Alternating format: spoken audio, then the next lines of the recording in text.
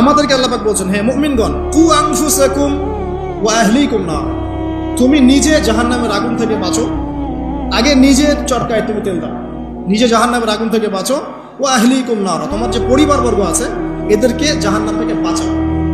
এই বাঁচানোটা কেমন দেখেন, আপনাদের বাসায় ছোট ছোট বাচ্চা কাচ্চা আছে না? আছে তো। একটা বাচ্চা যদি আগুন ধরতে যায়, ধরেন ও বোঝে না যে আগুন কেমন হবে, ছোট বাচ্চা, আল্লাহ না করবে, সে ধরেন একটা কয়লা ধরতে যাচ্ছে, হ্যাঁ, আগুন হাত দিতে যাচ্ছে, তো আপনি কি করবেন? আপনি তাকে সেভ করার চেষ্টা করবেন।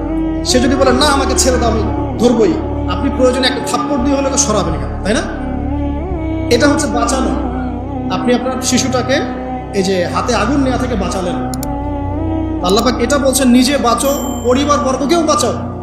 পরিবার বর্গ যদি শুনতে না চায়, না আমি জেনা করবো, না আমি গান শুনবো, না আমি মদ খাবই, হ্যাঁ, না আমি এইটা করবো ওইটা করবো, যদি আপনি বুঝে থাকেন যে আপনার কথাটা হক, শাসন করে হলেও তো তাকে বারণ করতে হবে।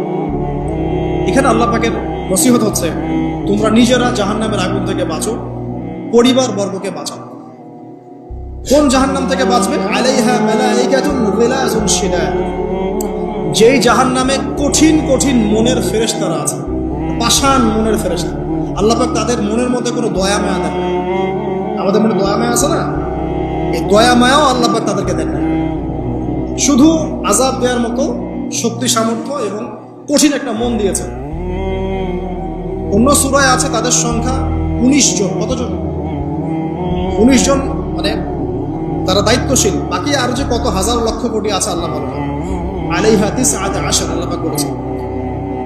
তো আলাইহা মালাইকাতুন গিলাযুন শিদাদ লা ইয়াসুনাল্লাহা মা আমরাহুম ওয়া ইয়াফআলুনা মা ইউমারুন। আল্লাহ পাক ওই ফেরেশতাদেরকে যে আদেশ করেন সেই আদেশ পালনে তারা বিন্দু মাত্র গাফিলতি করে না।